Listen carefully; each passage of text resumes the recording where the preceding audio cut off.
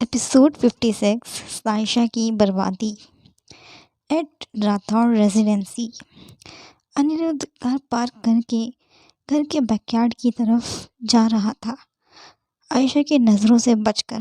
लेकिन तभी उसे पीछे से आयशा ने टोक दिया।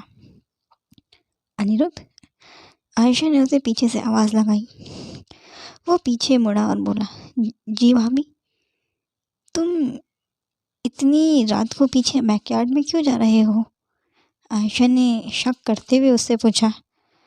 वो भाभी, पीछे बैकयार्ड के स्टोर रूम में मेरा कुछ ज़रूरी सामान है, बस वही लेने जा रहा हूँ।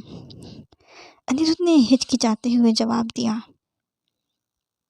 अच्छा ठीक है। फिर आयशा वहाँ से जाने को हुई, लेकिन तभी उसने फिर से अनिरुद्ध को टोका।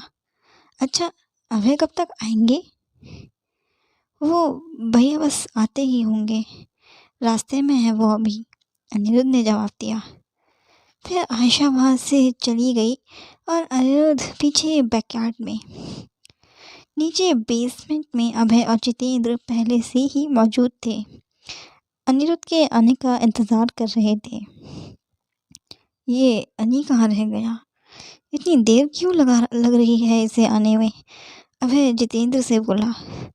बॉस, आपको तो मैं अनिरुद्ध सर को कॉल करके पूछूं?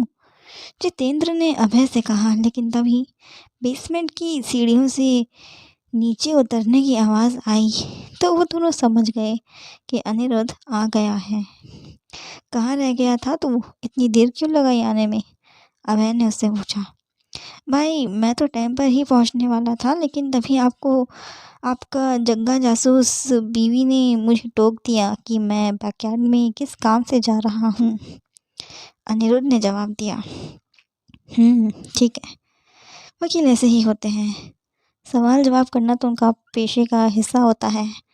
अभय आयशा की साइड लेते हुए बोला। बॉस बिल्कुल सही कह रहे हैं। मुझे तो लगता है कि मैडम बहुत जल्द इस घर को भी कोर्ट बना देंगी। हर रोज़ इस घर में सवाल जवाब करेंगी, सबको शक की नज़रों से देखेंगी और फिर अपना फैसला भी खुद ही सुना देंगी, जितेंद्र बोला। तो अनिरुद्ध से गुस्से से घूरते हुए बोला, बकवास बंद करो अपनी, मैं ऐसा बिल्कुल भी नहीं होने दूंगा। ऐसे में तो वो दिन दूर नहीं जब वो इस घर की सत्ता कंट्रोल अपने हाथ में ले लेंगी, फिर हर रोज़ एक नए नौकर को फांसी की सज़ा सुनाएंगी, क्योंकि कोर्ट में तो जज बनने का मौका उन्हें मिला नहीं, इसीलिए इस घर में अपने पाँव मजबूत कर रही हैं जग्गा जासूस।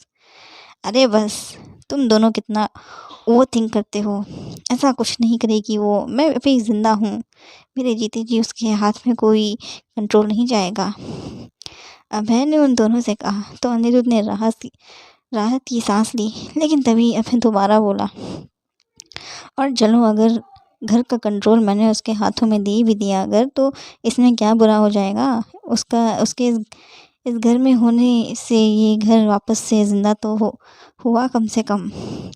और वैसे भी घर औरतें ही संभालती हुई अच्छी लगती हैं, आदमियों को कहाँ इतनी फुर्सत होती है कि वो घर के हर एक सदस्य पर नज़र रखे। करने दो उसे जो वो करना चाहती है, एट द एंड उसका रिमोट कंट्रोल मेरे ही हाथ में है, मैं उसे खुद संभाल लूँगा।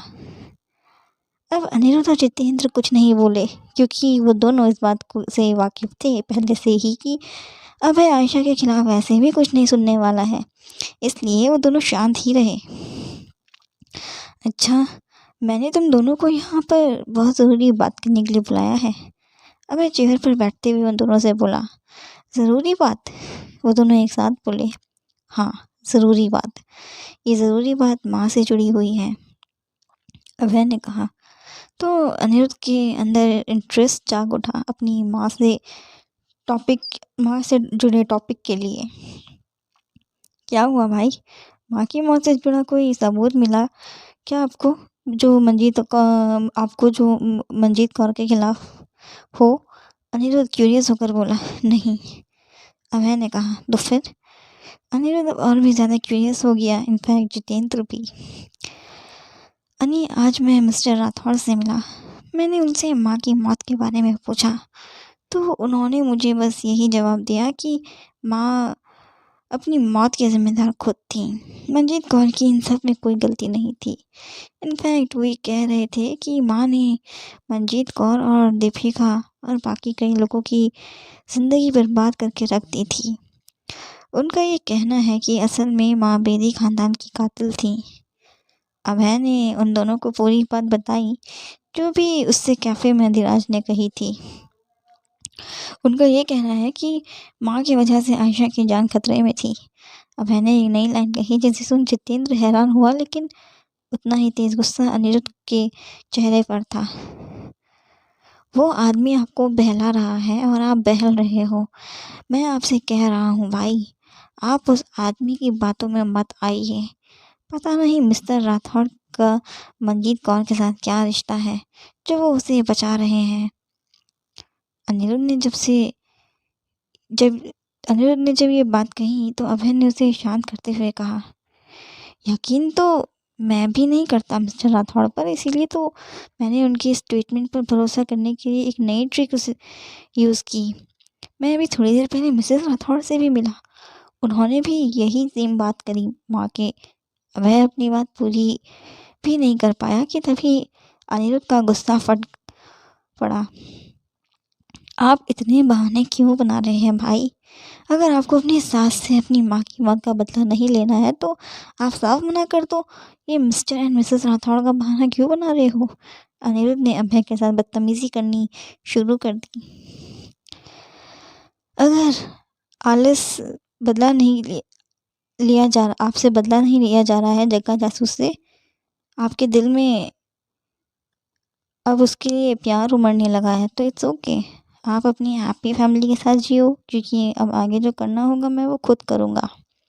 अनिरुद्ध ने अभय की आंखों में आंखें डालते हुए उससे कहा, तो क्या करेगा?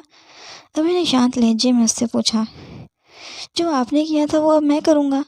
आपने मकसद आधे में ही छोड़ दिया, लेकिन मैं वो मकसद पूरा करूँगा। अनिरुद्ध बोला तो अभय और जितेंद्र से कंफ्यूज होकर घूरने लगे। आपने बेदी खानदान से हमारी माँ की मौत का बदला लेने के लिए शपथ खाई थी, लेकिन अचानक से आपको प्यार उमड़ आया अपनी बीवी के लिए, लेकिन इसीलिए अब वही सेम कहानी रिपीट होगी। अब मैं साहिशा के सहारे बदला लूँगा मंजीत कौर से। और क्या कहा था आपने कि अब आयशा की निशानी के सहारे जिएंगे? मैं उस साहिशा को कहीं का नहीं छोड़ूंगा, बर्बाद करके रख दूंगा मैं उसे, और अपनी कही हुई बात से मैं कभी पीछे नहीं हटता हूँ। ये बात आप बहुत अच्छे से जानते हैं और आप मेरे रास्ते में बिल्कुल नहीं आएंगे। अनिरुद्ध की आंखें इस वक्त लाल हो चुकी थी। मैं बहुत जल्द साइशा से शादी करूँगा और फिर बहुत जल्द उसकी बर्बादी भी शुरू हो जाएगी। अनिरुद्ध के चेहरे पर एक अलग ही रौब था। बदले को लेके उसके होठों पर एक अलग सी मुस्कान थी। क्या अनिरुद्ध कामयाब हो पाएगा अपने मिशन में? क्या अभय बचा पाएगा साइशा को अपने ही भाई के जाल से?